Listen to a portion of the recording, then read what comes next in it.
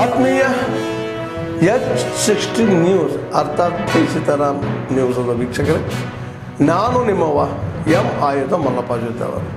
ತಾವು ಈಗ ಸುದ್ದಿಗಳ ಲೋಕಕ್ಕೆ ಎಂಟ್ರಿ ಹೊಡಿತಾ ಇದ್ದೀರಿ.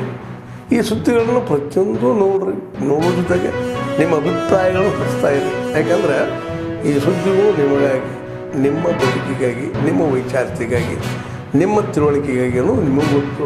ಜೊತೆಗೆ ನಮಗೂ ನಿಮ್ಮೊಂದಿಗೆ ಇದೊಂದು ಮಾತಾಡುವಂಥ ಜೊತೆಗೆ ಸುದ್ದಿಗಳನ್ನು ಬಿಡುವಂಥ ಕೆಲಸ. ಈ ಕೆಲಸದಲ್ಲಿ ನಾವು ನಿಮ್ಮೊಂದಿಗೆ ಇದ್ದೀವಿ ಅಂತ ಹೇಳ್ತಾ ನೋಡ್ತಾ ಇರಿ ಸುದ್ದಿಗಳನ್ನು. Every individual is empowered to help the nation in security. And trade, business, commerce and industry in particular can play a pivotal role in security issues. Can we afford to empower countries that are inimical to our interests? Time has come when each one of us must deeply think about economic nationalism. We no longer can afford, by travel or import, economy of those countries get improved because of our participation. And those countries in times of crisis are positioned against us. And therefore I firmly believe that we must always keep one thing in mind, and that is nation first. Everything has to be reckoned on the fulcrum of deep commitment, unflinching commitment, dedication to nationalism, because there is no other way out. And that mindset we must teach our toddlers right from day one. Research will define where India will be there in global community of nations, whether it is with respect to war or development. World has come to know our Akash, its potency, its efficacy. World has also come to recognize our prowess. And there is much more to that. ಸಂಘದ ಪರವಾಗಿ ಹಾಗೂ ಇಲಾಖಾ ಪರವಾಗಿ ಸಂಘಟನೆಯೇ ಶಕ್ತಿ, ಸಾಮರಸ್ಯವೇ. ಮಾನ್ಯ ಶ್ರೀ ನಾಗರಾಜ್ ವಿನಾಯಕಪೂರ್ವಕವಾಗಿ ಎಲ್ಲ ಕಷ್ಟ ಸುಖಗಳಲ್ಲಿ ಪರಸ್ಪರ ಭಾಗಿಗಳಾಗಿ ಪರಸ್ಪರ ಎಲ್ಲ ಗಣ್ಯಮಾನ್ಯ. ಆನಂತರ ನಾವು 5 ನಿಮಿಷದ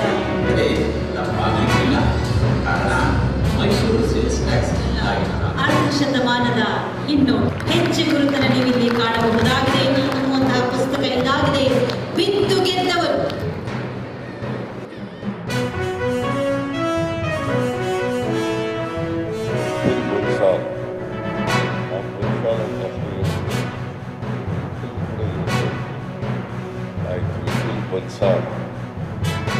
ಅವರಿದ್ದಾರೆ.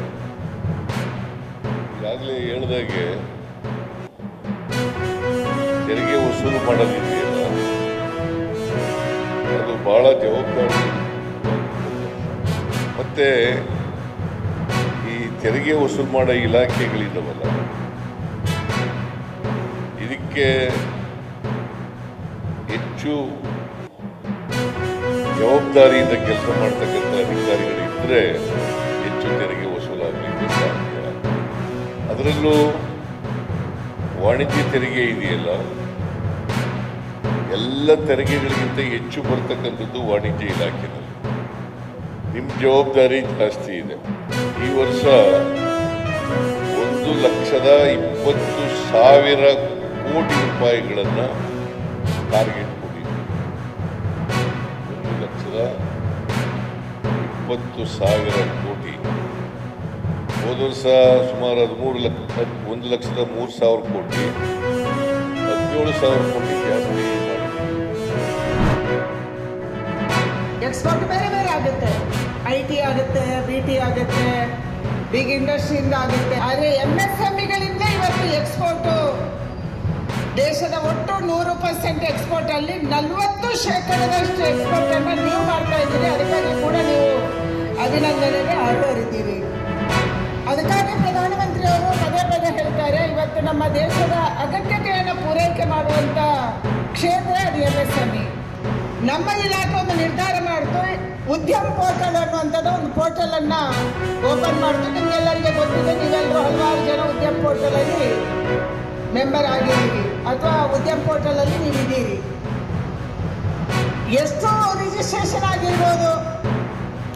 6,36,00,000 ಉದ್ಯಮಿಗಳು ಇವತ್ತು ಉದ್ಯಮ ಪೋರ್ಟಲಲ್ಲಿ ನೀವು ರಿಜಿಸ್ಟ್ರೇಷನ್ ಮಾಡ್ಕೊಂಡಿದ್ದೀರಿ. ಅಂದರೆ ಇಷ್ಟೊಂದು ದೊಡ್ಡ ಪ್ರಮಾಣದ ಉದ್ಯಮಿಗಳು ನಮ್ಮ ದೇಶದಲ್ಲಿ ಇದ್ದಾರೆ, MSMEಗಳಲ್ಲಿ.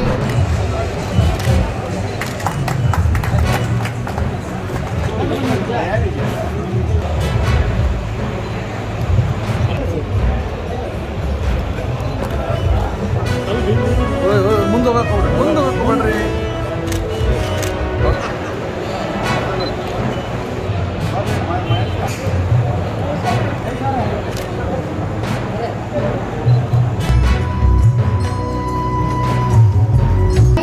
NKSSIA ಕಾರ್ಯಕ್ರಮವನ್ನು ಕಂಡಕ್ಟ್ ಮಾಡಿರುವಂತಹ ಉತ್ತರ ಕರ್ನಾಟಕ ಸಣ್ಣ ಆದ್ಮೇಲೆ ಎಲ್ಲ ಸುದ್ದಿಗಳನ್ನು ನೋಡಿದ್ರಲ್ಲ, ಏನು ಅನಿಸ್ತು ನಿಮಗೆ?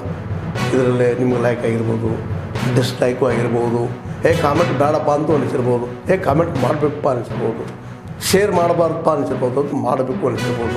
ಏನಾದರೂ ಆಗಲಿ ಶೇರ್ ಮಾಡ್ತಾಯಿರಿ, ಈ ನ್ಯೂಸ್ಗಳು ಹಂಚ್ತಾ ಇರಿ, ಜೊತೆಗೆ ಇದಕ್ಕೆ ಸಬ್ಸ್ಕ್ರೈಬ್ ಆಗ್ತಾಯಿರಿ ಅಂತ ಹೇಳ್ತಾ H16 ನ್ಯೂಸ್ ಅರ್ಥಾತ್ ಹೇ ಸೀತಾರಾಮ್, ಇದು ಸತ್ಯದ ಕೈಗನ್ನಡಿ. ವಂದನೆಗಳು.